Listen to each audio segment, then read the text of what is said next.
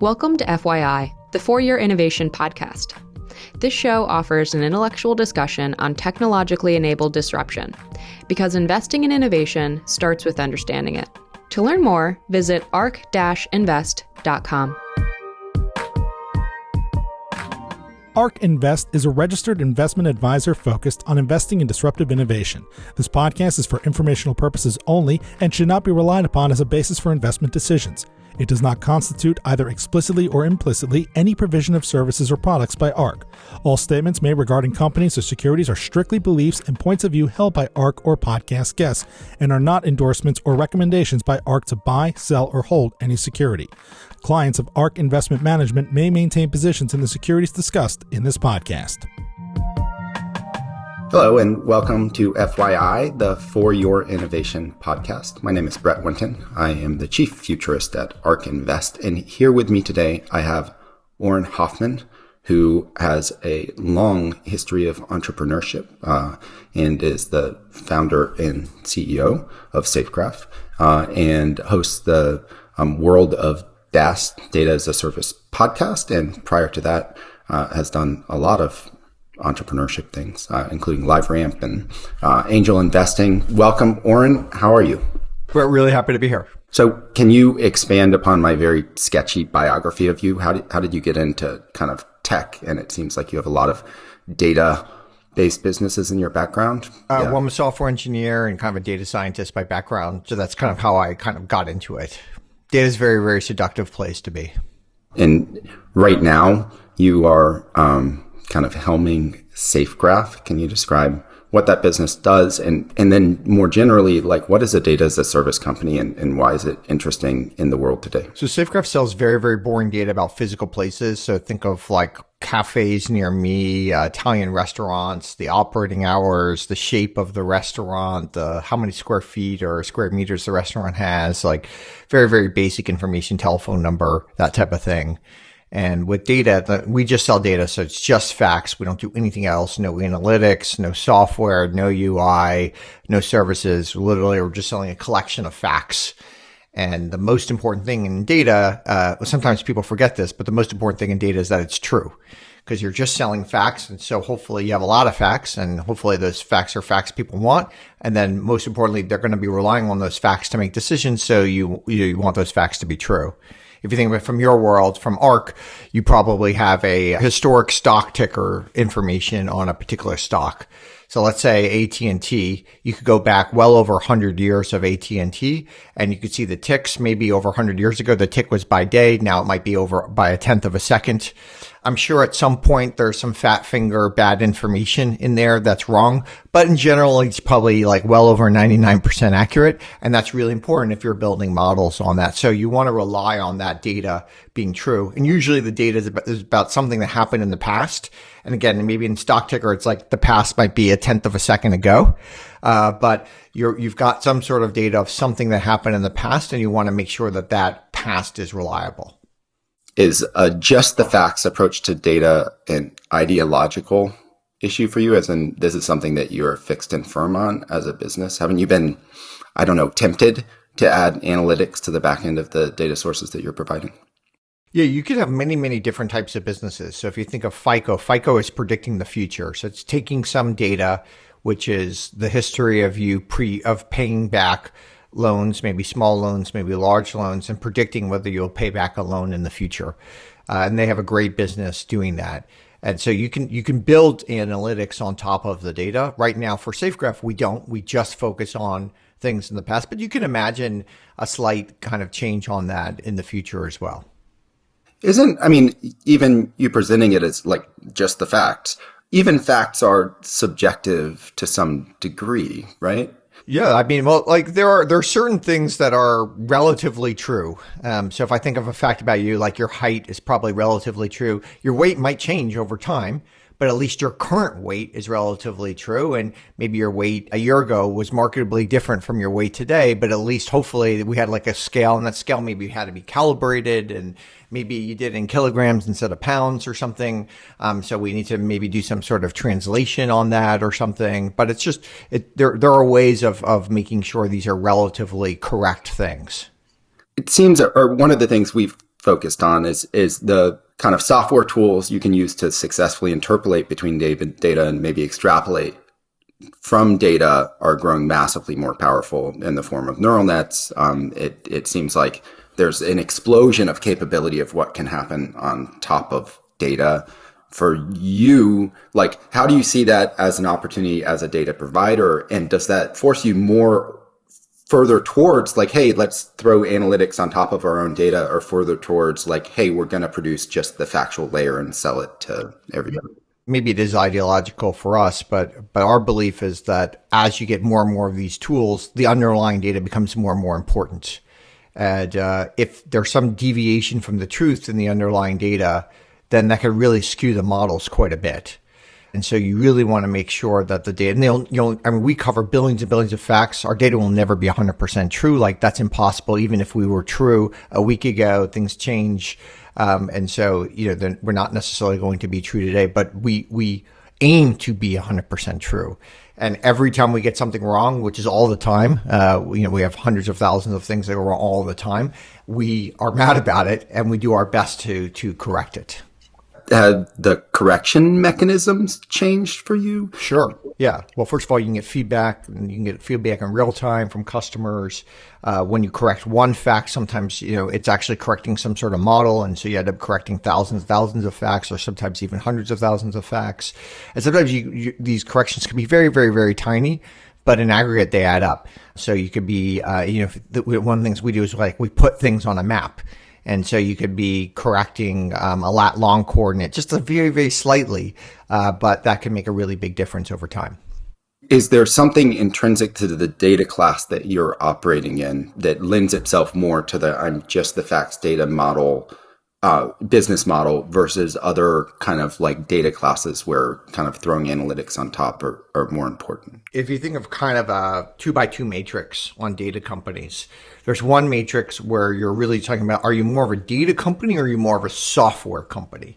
And everyone will find themselves somewhere different on the continuum. And then the other thing, are you predicting the past, which is what SafeGraph is doing, or are you focusing on the future, which is looking at, are you a little bit more like religion or something? And so that's another axis. And you can be incredibly successful company on anywhere in that spectrum. But it's very, very difficult if you're a small company to be in multiple places on that spectrum. So you have to pick, okay, this is our lane. This is where we're going to be. Once you get a few $100 million in revenue, sure, you can move into some of these other places out there, but it's very, very difficult to do that until then. I feel like I've encountered throughout my career multiple periods of people claiming that data is the new oil was a phrase for a while. Maybe it's coming back now, but the idea that kind of businesses are going to be able to take the data internal to them, the data exhaust, call it, and then like package it and on-sell it, or kind of like sell it back to their customers, or essentially directly monetize the data. But it seems like data direct monetization seems like it always remains like a small part of the overall spend. Is that accurate? Do you think that continues?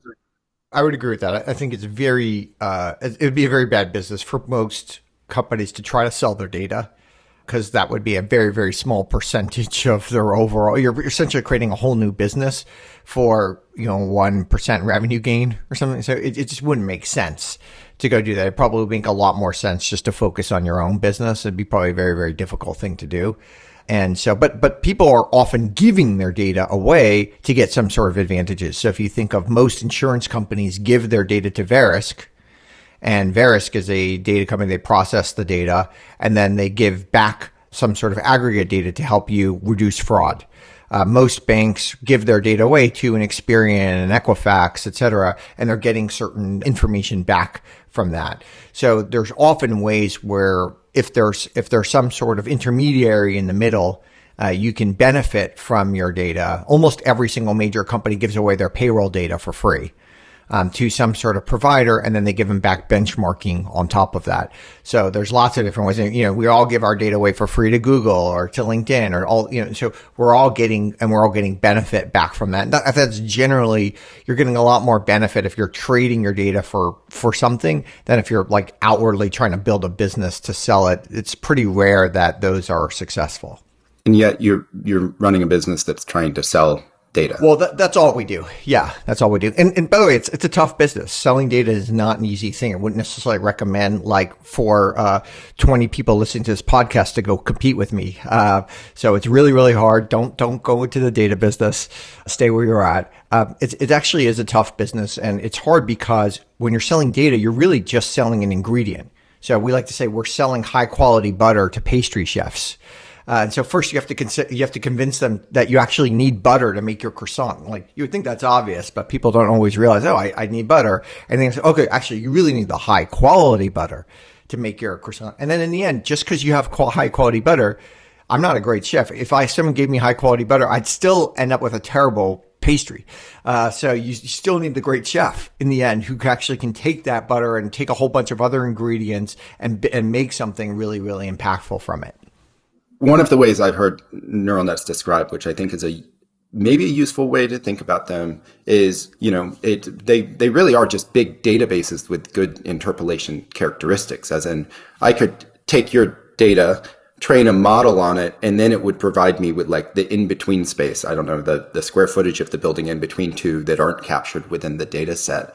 Do you think that like the direction of travel for you is to, yes, provide the facts, but also provide like any of the interpolation between the facts? Oh, and we do that. Yeah. So we try to predict the past, and sometimes we don't have all the data. So we use, that's what you're really describing is exactly what machine learning is, where if you just think of like a database of rows and columns, right? So if you think of it like an big Excel spreadsheet of rows and columns, okay, we're going to have a lot of missing cells in there.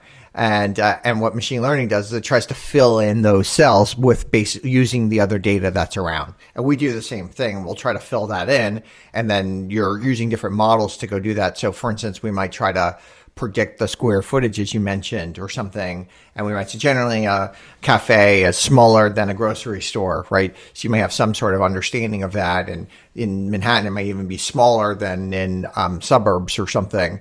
And so you're doing a whole bunch of different things to try to make some of these predictions. But instead, as you said, instead of a human outlining each of these heuristics, the machine learning model is learning. And then if you have some sort of real data, it's taking that real data into account to help you make these predictions. It would seem to me that as you get better at that interpolation, that the data set itself becomes more valuable to an end user. Yeah. If you have a data set where like 70% of the cells are blank, that's less valuable than if you can fill them in. Now, if you fill them in and that information is only 7% accurate, well, that's not helpful either. So, but if you can fill them in and that information is in the high 90% accurate, well, now maybe we can start using it. And maybe that starts like, it's really, it can be really, really helpful. So there's always these trade-offs that one has to figure out. And then even if you're doing machine learning, like you do need some sort of feedback loop to help you make it better. So if you build a model, these models can get out of control like really fast. Like one little tweak can get like things that like really haywire. So you need constant feedback coming in saying like, actually, no, here's the truth of this. And you deviated from the truth. And then you need to go back and retweak your models to try to account for that. If you very crudely simplify your business, does it distill to like dollars per gigabyte or pennies per gigabyte, or is that the key, like very high level, like revenue indicator? No. I think you're first of all, you're measuring how much data you have and you're trying to understand. And then, but just because you have data doesn't mean it's valuable. So which is valuable, which is not to your customers. And then you're trying to understand how accurate it is. And the nice thing about there's certain type of data where it's very, very hard to ascertain the accuracy. If you have data about like the local cafe, like you could actually just go there and check it out, right? So if we tell you the store hours, if it opens at 8 a.m. on a Tuesday and you show up at 8 a.m., it's not even open till 9. Okay, well, it's wrong. Like the door is closed. Maybe the website still says 8 a.m., but like I can tell you for sure I went there, it's not open. Right. And maybe it's not open because like the person didn't show up or something to open it. So there could be a lot of different mediating factors. And just because it's not open today at 8 a.m. doesn't mean it won't open next week at 8 a.m. So there are these things but there are things you can verify. Is there a tipping point in terms of utility of the data? As in, within the biological context or the health systems context, right? Like a pan-cancer test where I take a blood test and tell you whether or not you have cancer at a certain level of specificity that's worth nothing. Like as in, because nobody's going to pay for it because it'll be more likely to deliver you like the wrong information that you have cancer given the low rate of cancer in the population. But then if you cross a certain threshold, suddenly you create this market that previously didn't exist before. Or do you think that's like there are like tipping points within data accuracy where suddenly the data set becomes very valuable? Well, there can be tipping points between data accuracy. Also, the tipping points in our case, there's starting to be more and more tipping points within the users. And so if you have users that can use the data, that are more advanced about using data, et cetera, and generally, like the simple heuristic is if you're a hedge fund where you work, okay, you don't have any of your own data, so you have to buy external data. But most companies have a lot of their own data. So if you think of a big retailer, like they have a lot of amazing data that they can use. And my basic feeling is until they use their own data well, they shouldn't be buying external data. So there's some sort of curve that every company goes on. And there's a point where they start using their company data pretty well, and they're not going to get that much more value about 10xing how good they are at using their own data. And that's when they should start bringing in external data. But until they get to that point, and still probably only a fraction of companies are at that point today, it doesn't make sense to go buy external data.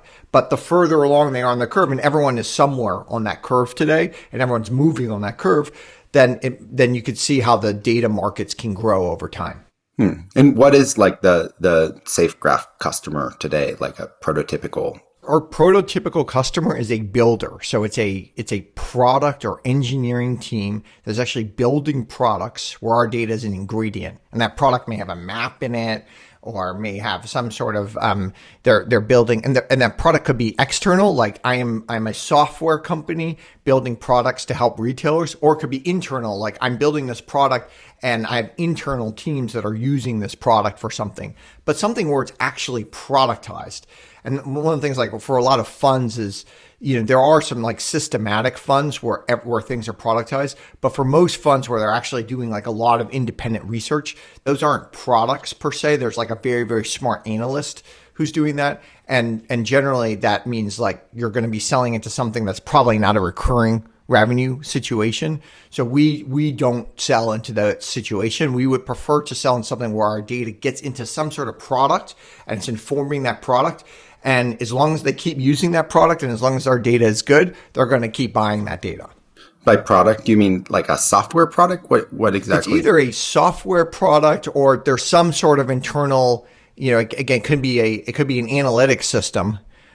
So you could be running there are big retailers that every single week run for every single retail institution, try to figure out the store hours for that. But it's an internal product that informs all of those types of things. Or it could be a software system, or it could be a local search. There could be a lot of different things. It could be logistics. So I have lots of trucks that I'm moving around, and I've got a whole system internally to help me do that. But something where I kind of need to do this all the time. It's not like a one-off situation where that's for us not a great use case for our data. Got it. And then is the business model such that you're charging per query, or like how does that work out? I think every data is different on how they charge. So a lot of data is like a kind of a per query and something like that. We basically do it based on, if you think of like the rows and columns that you might want. Okay, great. You have an understanding of what you might want. We might increase that over time, but you don't have to pay more for the increase. And then you just pay a flat fee for the year for that type of data. Got it. So, and you described, you think more kind of customers are coming into kind of like being able to use this stuff. Is your sense that's because essentially the machine learning tools are getting more powerful, or are there other factors driving that? Today, a smart engineer with like Snowflake or Databricks is as more capable than a great engineer was 5 years ago. And a lot of companies can hire a smart engineer, but only a very, very small select companies can hire a great engineer. So you're just really increasing the power of everybody, and people can do a lot more with data today than you could do with 5 years ago. And of course, 5 years before that, even less, and 5 years before that, even less. Within the like broader context, not just SafeGraph, but generally, is there, or maybe even on the data provision side, is there a reason to kind of believe that these tools lead to concentration of markets or fragmentation, or is it mixed? Like, internally or on Wall Street, certainly there's always the debate. Well, it's like Google has all the data and they have, a ton of money to spend on engineers. So won't they just absorb all the world's data and build the best machine learning and neural net models, and so then absorb everything? Well, Google does have amazing data. And in their case, they often win not because their algorithms are better or anything. Many times they've open sourced their algorithms. So they don't have better algorithms than other people. They may have better access to compute than other people, but they're often winning because their data is better. And so I think it's certainly an issue. Like, their data is amazing.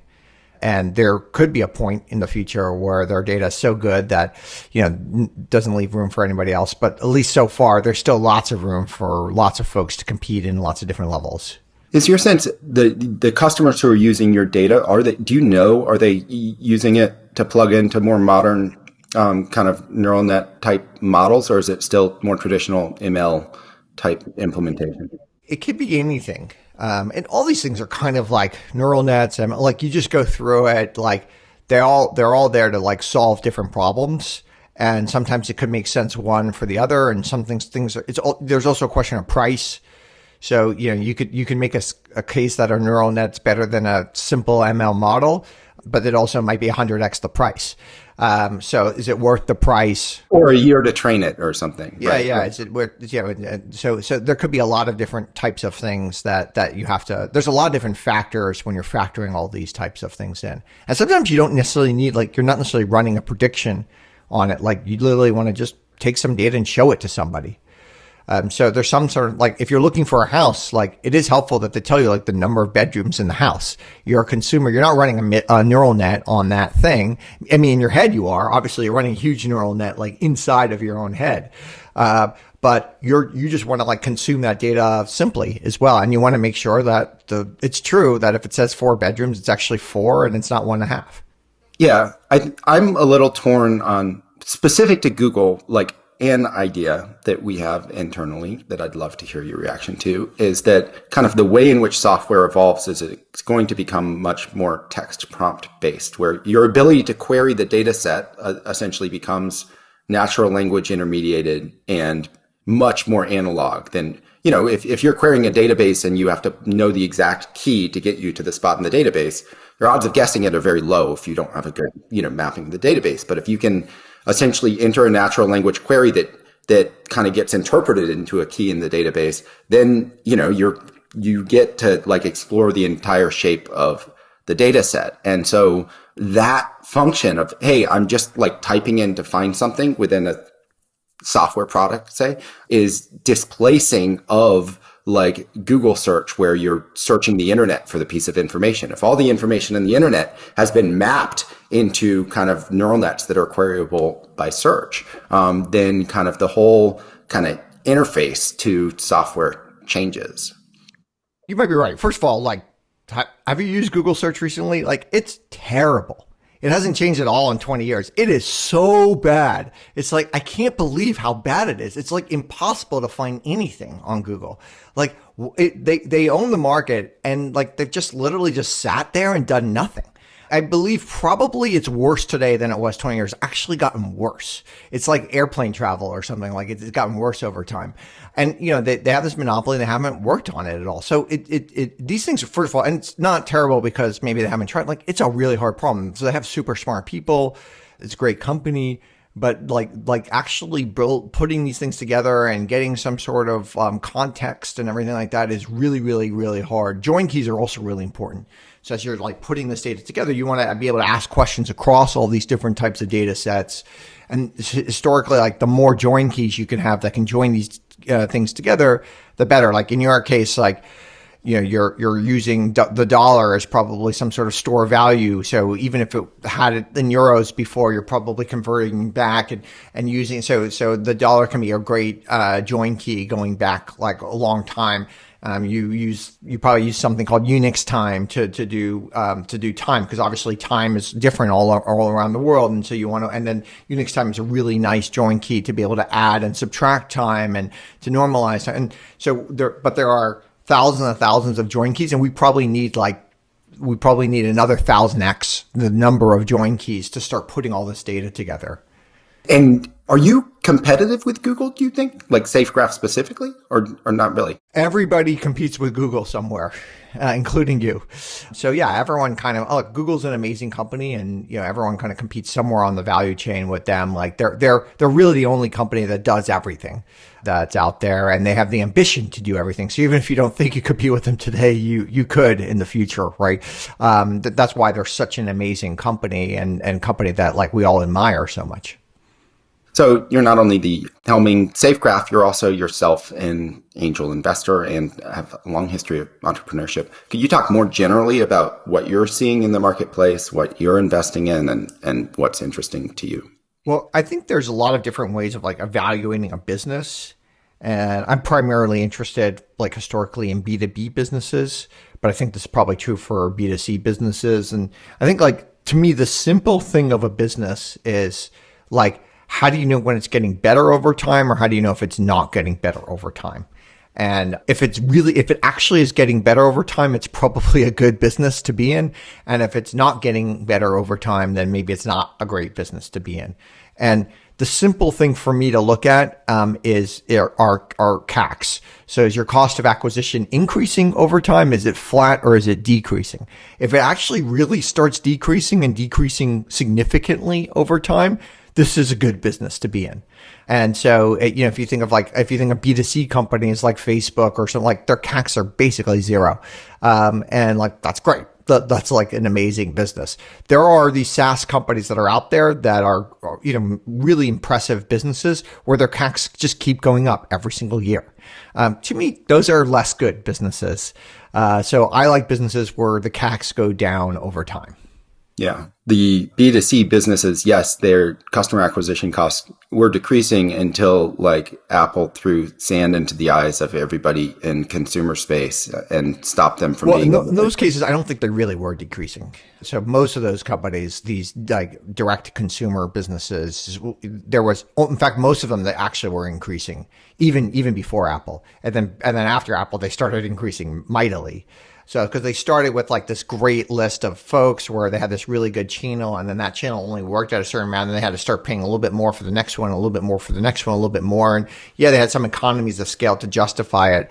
But to me, that could be a good business, but it's unlikely to be a great business.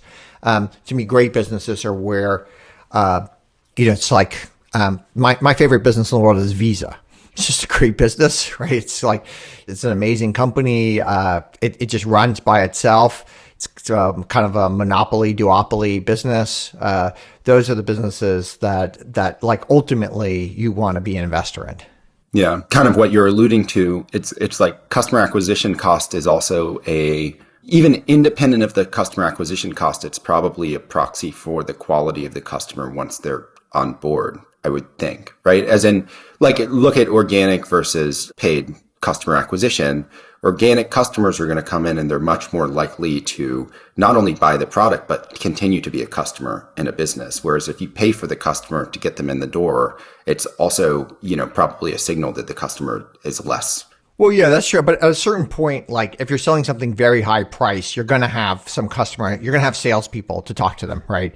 And so you're going to have something like like if you're selling like a $500,000 engine that sits on an airplane or something like that, you probably have a salesperson talking about it, and it's like there's some sort of spec.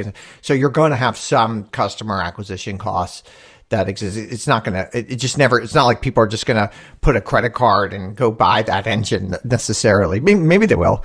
I mean, when I bought my Tesla, I literally just went to the website and put my bank information, and lo and behold, like a Tesla was delivered 6 weeks later without even ever talking to somebody.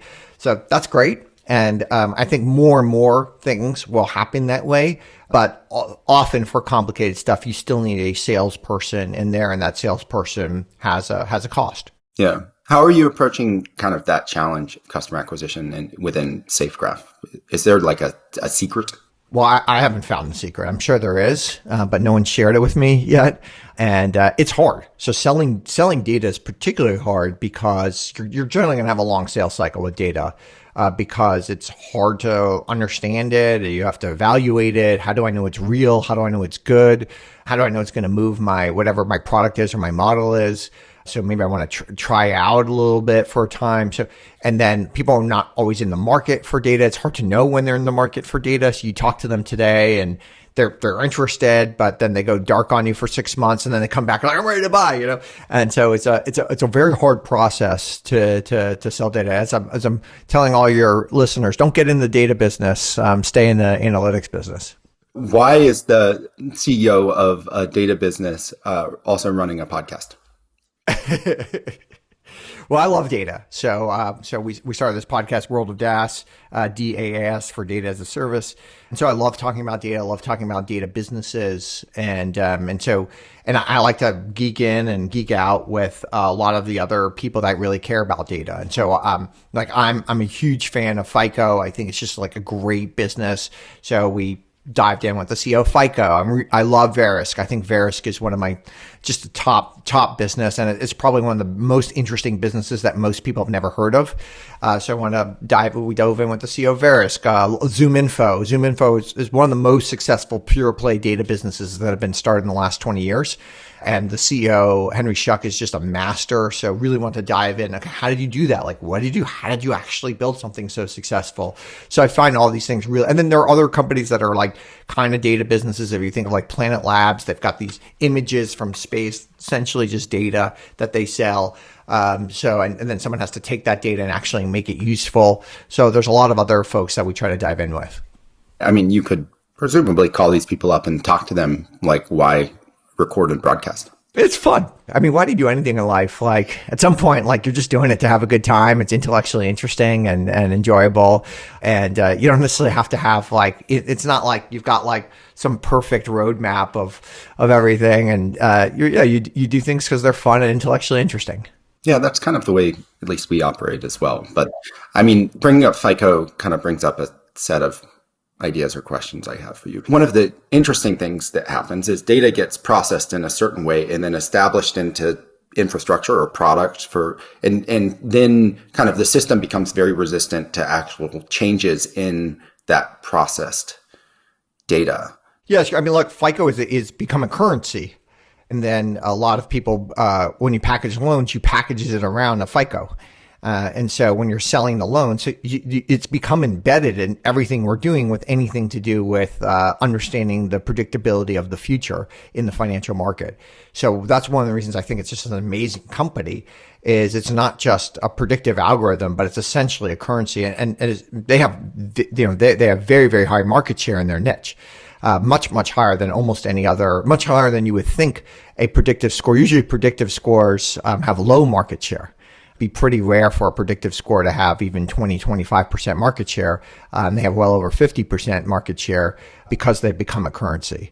And so if you can do that in a company, well, then that company becomes really, really interesting and really valuable. That to me seems like actually really economically inefficient in that, like, whatever, there's a better, and I think FICO even tried to do this internally, like FICO Plus, like, hey, we can create better credit scoring than exists in the current models. But it's hard to kind of transition people off of the existing kind of older predictive algorithm because of the way it's embedded. Sure, but like there's always these trade-offs. I mean, we all use a QWERTY keyboard. Like it's not, there's a lot of trade-offs when it comes to standards. Like the standards are never perfect.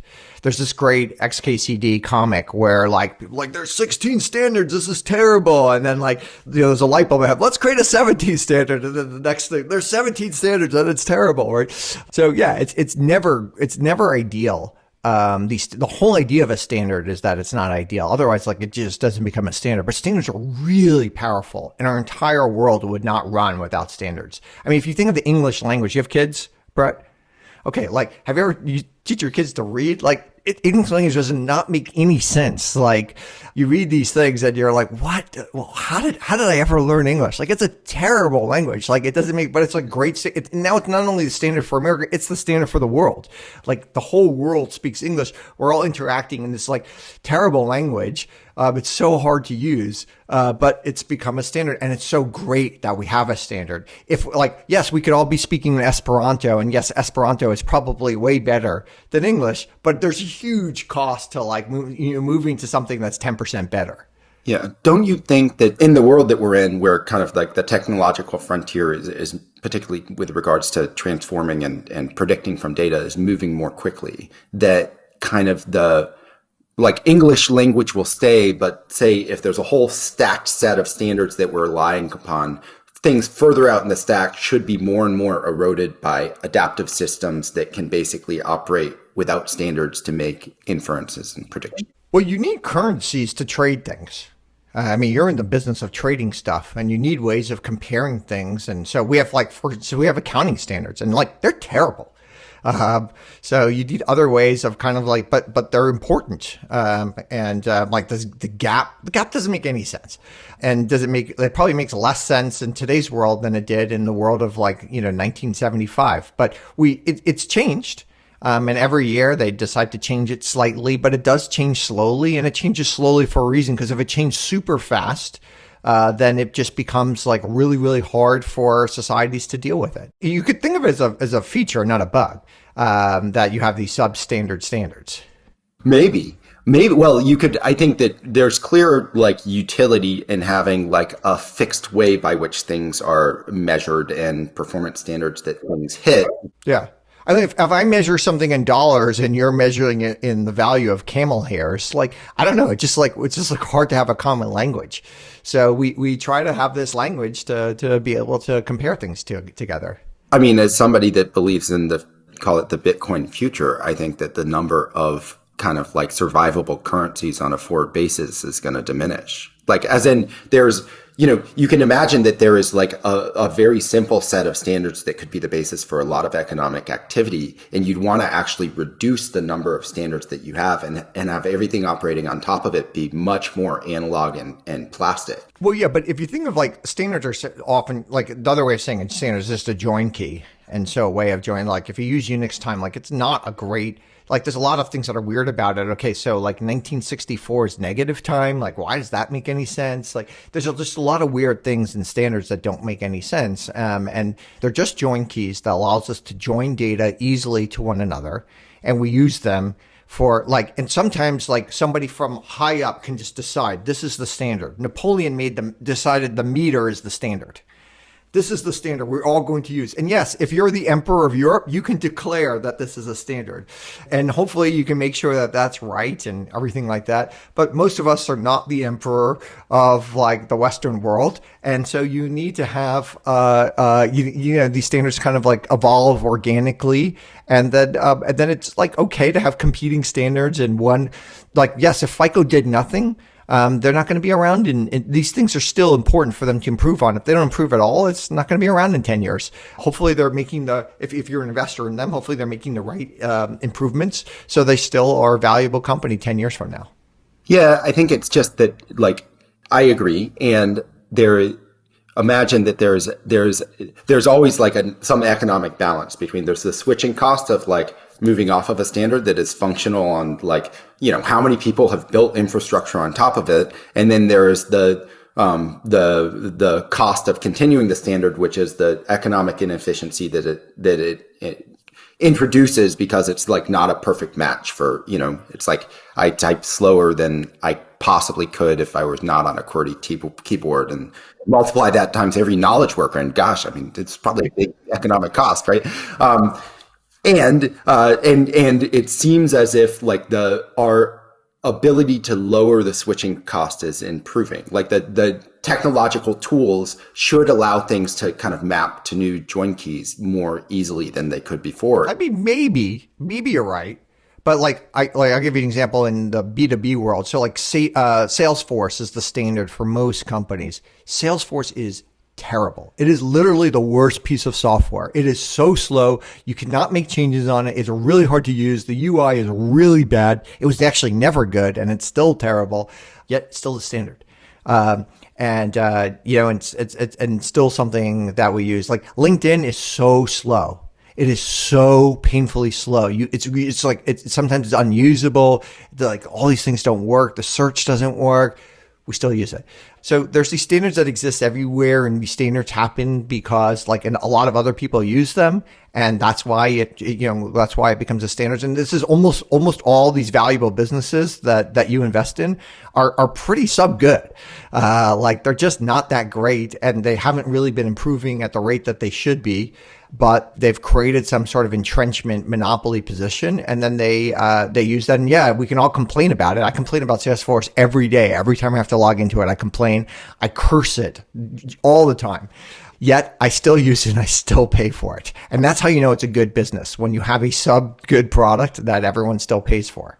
I mean, so it's a startup out there. I think Adept.ai and the idea is it's text prompt based, basically automation of function in kind of web browser based software. One of the examples they give is kind of like, you tell it to, hey, take this contact and put it into my Salesforce, and then send them an email saying thank you for the whatever. And it does all this stuff on the back end. If you imagine that capability, it extends, it becomes much more powerful. And suddenly that becomes the front end to my workflow, is I can basically natural language inform it to do that stuff. It doesn't seem like it's that far away from then me saying, hey, transfer my entire Salesforce functionality from Salesforce into this other better product, and kind of like the extraction process and the ability to move from one standard to the better standard is much less frictionful. That is becoming true. So one of the things that people sell today, when people are selling today software, one of the things that they sell is that it's easy to move off of their software. It's not always true, but that is almost always in the deck. It says, hey, you can implement us, and if you don't like it, it's so easy to move us to this other system. And that's important because so many companies have gotten burned by having this lock-in and so they want systems that are easy to move, whether it's they're and often because they're writing to particular standards, or they've got a certain type of simple kind of format, where they've got some sort of simple JSON format you can move, or whatever it is that they're doing, or there's some sort of translation layer. And of course we use, a lot of people might use a Zapier or other types of things to translate data and move it around. But I think it's true because customers are more sophisticated than they once were, and they want to be able to move data. And also just the number of vendors has grown. So if you just think of the number of vendors that the average company uses today, number of tech vendors has gone up more than 10x in 10 years. And so just the raw, their tech spending may have gone up 4x, but the number of vendors has gone up more than 10x. So you're buying, it's so much easier to sell into these companies. They're more adept at buying software. They're more adept at buying these tools. And I think that's great. And now you need ways of flowing data between all these tools, and you need these middleware systems, and you need lots of other things to be able to get that data value, get that data really of value. I mean, 10x the vendors, 4x the spend. And yet, Microsoft seems to be absorbing everything. Where do you think is the right, model for where value accrues in kind of as we extrapolate into the future? It's basically you have the Borg Galactic Empire, and then that takes all of the cash flow out of the business, and all of these niche software as a service companies they manage to cross or convert a customer over, but then they get displaced by the next guy? Or is there another way to think about it? Well, obviously there is competition. And if you're winning on the fact that you have a better mousetrap, and that's the core thing that you're winning on today, you could also easily lose on that when someone has a better mousetrap than you.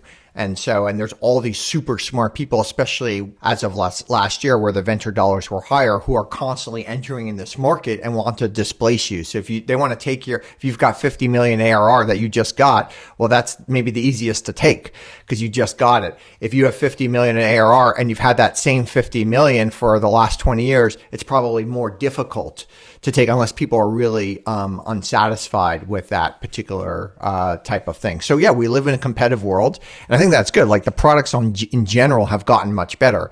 Generally, like Salesforce is, I complain about it. Salesforce is over 20 years old, and so and it kind of looks that way and seems that way when you use it. If you use a product like Figma or something, like it's beautiful. Slack is a beautiful product, and so there's a lot of these companies out there where they're making their products better, and that's one of the advantages for using it. When we pick up like bank softwares, like we all have a bank, we all have a credit card, we all have a checking account and stuff like that. Most traditional banks out there, their UI experience is so bad. It's like if you want to do a wire, even if you want to check your balance, it's like so hard to do. And then every once in a while, you like log into like something that Square did, and it just blows your mind how good it is. I wish every single interaction was like a Square type interaction. And yet it's like we still have the Salesforces at the back end. We still have Swift and we still have ACH on the back end too, right? We have these systems that have been around for over 50 years. Well, I would argue on the banking side, banks have been shoved down. Like, is a customer sticky to Chase or is a customer sticky to the Cash App or Venmo? There seems to be some displacement of kind of like that customer sticky. Well, there should be, because these are companies who kind of have these entrenched monopolies. They've somewhat taken advantage of their users over time and their customers. So you want to have, and when you think of a Square, like they really care about the customer. Like they're really thinking, how do I make the customer's experience better? Not like, how do I nickel and dime them to charge them an extra 10 cents on something? They're like, I'm going to create long-term value by making this customer love me. That's great. That's amazing. And it also comes down, back to the customer acquisition cost issue. Like banks, we've done research on like bank customer acquisition costs is absurd. It's like $1,000 for a retail banking customer. And that's embedded in when they build a branch, they're basically trying to buy a basket of customers for, $1,000 a piece. Whereas if you're digitally distributed and you're growing by peer-to-peer transfer, like Cash App customer acquisition is like $5 or $10 per. So they can afford not only to like provide good user experience, but to treat their customers humanely from a fees perspective, no matter how large the customer's balance, because it's underwritable within their customer acquisition, budget. So that's probably true of a lot of different software companies. And if you have some sort of good distribution model, as you mentioned, well, you're right. Then you can focus on a lot of other types of things. But even if you don't, like, I see no reason why you shouldn't like try to, LinkedIn, like their cost of acquisition is basically zero. It's an amazing thing. Like they probably could invest to make it a little bit better, but they choose not to. I think that's a function of organizational focus. Like, you talk about how great Google is, and Alphabet as a company has amazing data assets, amazing engineers. And I think it's really hard for them to motivate talent outside of like the cash cow that is core search. As in, they all of their other bets seem to be, certainly relative to where they could be, they're not being aggressively commercialized or deployed. Yeah, that's right. And in search, it's commercially deployed. But it's commercially deployed so much that there's so many more ads now than there used to be, and the product is just less good. So they basically decided to milk that product to be able to do a lot of other really cool stuff. But to me, the search part is so important for all of us. Like we all use it so often. Many of us use it, dozens of times every single day. That it would be great for humanity if that product got a little better. Yeah, and it does seem like within the software. And now the difference between kind of the software and the banks, or the Salesforce and the banks, is that Salesforce has an amazing data repository that they're probably not sufficiently exploiting right now, but they have probably the mechanisms by which they can do so. That's probably true for banks too, though there may be regulatory things of what they can do, but my guess is most of these banks are underutilizing the data assets that they have. Yeah, maybe I should say that Salesforce probably has like the internal culture such that they have a chance of actually successfully exploiting it. Well, the Salesforce does have some issues. So they, the way you really get value from the data is creating some sort of data co-op. But the Salesforce contract, if you actually read the contract that they have with their clients, it basically says they don't have the right to really do anything with the customer data, including like creating stats or a whole bunch of other types of things where like a data co-op would be helpful. And to change that, they would have to like change all the contracts. And then they would like, you can imagine like, how do you incent the salespeople to change the contracts? Okay, well, they're going for like a higher ARR. And you say, hey, you have to like spiff them in the right, it just becomes a very big like organizational nightmare to change that like midway through in a company's history. That's interesting. So even it's kind of like if you're not designing the business process or the customer onboarding process in a way that is actually reactive to the data environment that you're going to be in, then you can have like infrastructure debt essentially against kind of business optimized practices on a forward. Yeah, just because you have code debt, but a lot of companies have these contract debts. Now, if your contracts are all just like signing a click to confirm thing, using like a lot of Stripe contracts are just like click to confirm things right on there. Well, they can change that for everybody. They can send a notice to everybody. Hey, even if they give people 6 months notice, in 6 months, here's the change that we're doing, and people might be upset about it, but it's probably in there. It says we have the right to update this anytime we want, as long as we give you notice, right? So I'd be just much more bullish that Stripe could be more agile than some other types of companies. Yeah. Okay. So we will have to all listen to World of DaaS, the podcast. I appreciate it. I definitely endorse it. It's really interesting material, and it does seem as if data is the new oil again. I think now it's really the new oil, at least given all the tooling that's being deployed that can build on top of it and generate unique insights from it. So I appreciate you coming on to discuss it with us. Really had a fun conversation.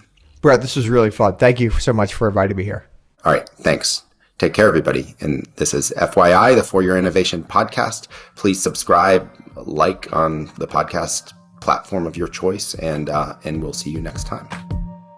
ARC believes that the information presented is accurate and was obtained from sources that ARC believes to be reliable. However, ARC does not guarantee the accuracy or completeness of any information, and such information may be subject to change without notice from ARC. Historical results are not indications of future results. Certain of the statements contained in this podcast may be statements of future expectations and other forward-looking statements that are based on ARC's current views and assumptions and involve known and unknown risks and uncertainties that could cause actual results, performance, or events to differ materially from those expressed or implied in such statements.